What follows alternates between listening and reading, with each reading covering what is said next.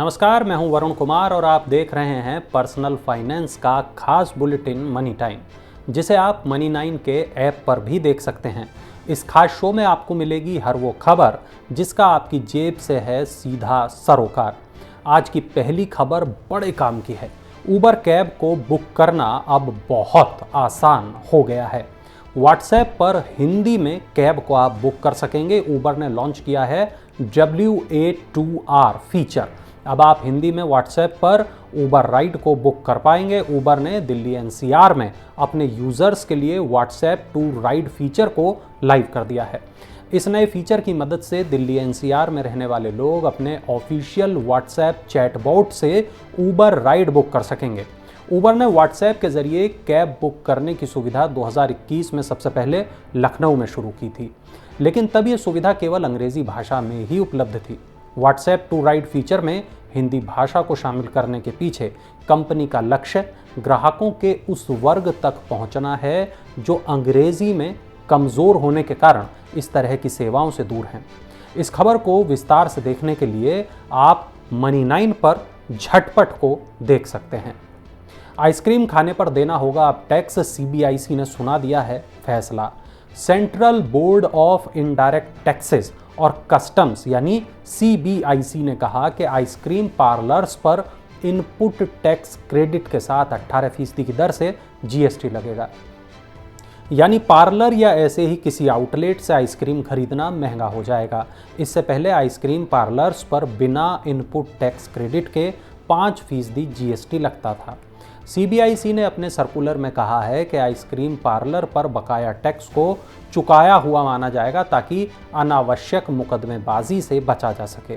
इसके अलावा CBIC ने कहा कि बुक के रूप में छपने वाली सुवेनियर में विज्ञापन के लिए जगह बेचने की गतिविधियों पर 5% की दर से GST लगेगा।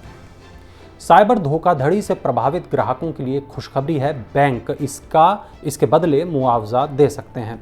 संसद की एक समिति ने सुझाव दिया है कि बैंकों को साइबर धोखाधड़ी से प्रभावित ग्राहकों को विभिन्न एजेंसियों की जांच लंबित रहने तक मुआवजा देना चाहिए। वित्त संबंधी स्थायी समिति ने कहा कि सुरक्षित डिजिटल बैंकिंग प्रथाओं पर ग्राहकों के बीच जागरूकता पैदा करने के लिए डिजिटल बैंकिंग इकाइयों के लिए दिशा निर्देश तैयार किए गए हैं। जयंत सिन्हा की अध्यक्षता वाली समिति ने कहा कि असहाय ग्राहकों को परेशान नहीं किया जाना चाहिए। समिति ने कहा कि इस संबंध में स्पष्ट रूप से संबंधित बैंक की जिम्मेदारी होनी चाहिए कि वो विभिन्न एजेंसियों द्वारा मामले में आगे की जांच लंबित रहने तक ग्राहक को तुरंत मुआवजा प्रदान करे। 15 अगस्त को मिलेगा बड़ा तोहफा। रिलायंस जियो और एयरटेल लॉन्च करेंगे 5G सर्विसेज। जी हां, करोड़ों स्मार्टफोन और इंटरनेट यूजर्स के लिए 5G सर्विस लॉन्च करने के लिए कंपनियों के बीच दौड़ शुरू हो चुकी है।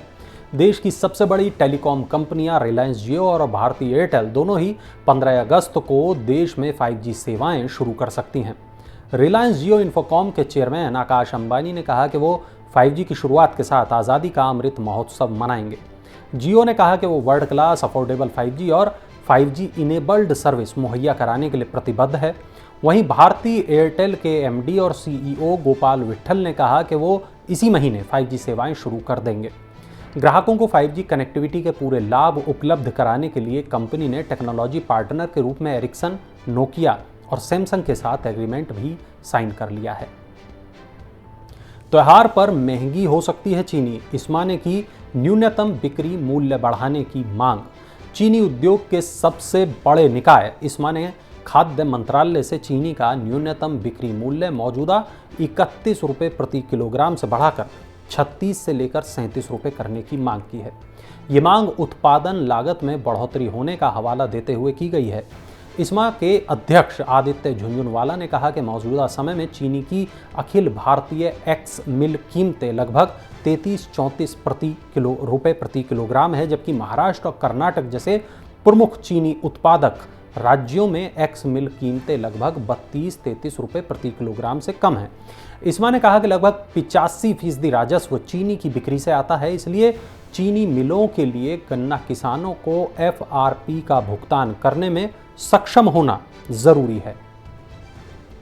एनपीएस ने दिया निवेशकों को झटका, क्रेडिट कार्ड से भुगतान को रोक दिया। जी हां, सरकार ने नेशनल पेंशन स्कीम से जुड़ा एक अहम फैसला लिया है। पेंशन रेगुलेटरी बॉडी पीएफआरडीए ने एनपीएस के टीयर 2 अकाउंट में क्रेडिट कार्ड से सब्सक्रिप्शन और कंट्रीब्यूशन पर रोक लगा दी है।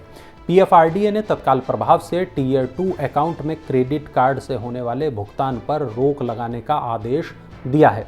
पीएफआरडीए का कहना है कि pension and regulatory and development authority act 2013 के सेक्शन 14 के मुताबिक सब्सक्राइबर्स के हितों की सुरक्षा और नेशनल पेंशन स्कीम को बेहतर ढंग से रेगुलेट, प्रमोट और ग्रोथ सुनिश्चित करने के लिए ये कदम उठाया गया है। एनपीएस टीयर 2 अकाउंट क्या है, इसको जानने के लिए आप मनी9 के झटपट को जरूर देखिएगा। बिटकॉइन निवेशकों के लिए अमेरिका से एक राहत भरी खबर आई है। जल्द मिल सकती है बिटकॉइन को या कहें कि क्रिप्टो करेंसी को कानूनी पहचान। यूएस सीनेट में एग्रीकल्चर कमेटी ने एक नया बिल पेश किया है। इस बिल में क्रिप्टो करेंसी को कमोडिटी के तौर पर मान्यता देने की बात कही गई है। ऐसा होने से क्रिप्टो करेंसी सीधे कमोडिटी फ्यूचर्स ट्रेडिंग कमीशन के नियंत्रण में आ जाएगी और क्रिप्टो करेंसी का इस्तेमाल कमोडिटी के रूप में किया जा सकेगा। बिल के प्रावधान के मुताबिक क्रिप्टो प्लेटफॉर्म, ब्रोकर्स, कस्टोडियन और एक्सचेंज को CFTC के साथ अपना रजिस्ट्रेशन कराना होगा। नियामक की निगरानी में आने के बाद क्रिप्टो करेंसी में फेयर प्राइसिंग तय की जा सकेगी। मार्केट मैनिपुलेशन को रोका जा सकेगा, कॉन्फ्लिक्ट्स ऑफ इंटरेस्ट को दूर किया जा सकेगा और सभी क्रिप्टो माइनर्स को पर्याप्त वित्तीय संसाधन मेंटेन करना होगा। कानून बनने से निवेशकों के साथ होने वाली जो धोखाधड़ी है उसको भी रोका जा सकेगा। अगली खबर की तरफ चलते हैं। शेयर बाजार में 6 दिन की तेजी पर आज ब्रेक लग गया। सोने की कीमतों में बड़ा उछाल दर्ज किया गया। शेयर बाजार में पिछले 6 दिन से जारी तेजी पर गुरुवार को ब्रेक लग गया। मुनाफा वसूली से बीएसई सेंसेक्स 51 अंक की गिरावट के साथ 58,298 अंक पर बंद हुआ। एनएसई का निफ्टी भी 6 अंक की गिरावट के साथ 17,382 अंक पर बंद हुआ। अमेरिका चीन के बीच तनाव बढ़ने की आशंका के साथ निवेशक सतर्क हैं और इसी वजह से बाजार में उतार चढ़ाव का दौर आया है। वहीं दूसरी ओर अंतर्राष्ट्रीय बाजार में सोने की मांग बढ़ने की वजह से दिल्ली सराफा बाजार में सोना 487 रुपये की बढ़त के साथ 52,566 रुपये प्रति 10 ग्राम पर पहुंच गया। चांदी भी 426 रुपये की बढ़त के साथ 58,806 रुपये प्रति किलोग्राम हो गई। अंतर्राष्ट्रीय बाजार में सोना लाभ के साथ $1774 प्रति औंस पर कारोबार कर रहा था। चांदी $20.12 प्रति औंस पर स्थिर रही। 5G को लेकर बुलिश हैं कंपनियां। Xiaomi जल्द लॉन्च करेगी सस्ते 5G स्मार्टफोन। स्मार्टफोन निर्माता कंपनी Xiaomi ने अपने बाजार हिस्सेदारी को बढ़ाने के लिए 15,000 रुपये की रेंज में 5G डिवाइस लॉन्च करने की घोषणा की है। ओवरऑल स्मार्टफोन कैटेगरी में 24% बाजार हिस्सेदारी के साथ Xiaomi अभी मार्केट लीडर है। हालांकि 5G सेगमेंट में ये OnePlus, सैमसंग और Vivo से पीछे है।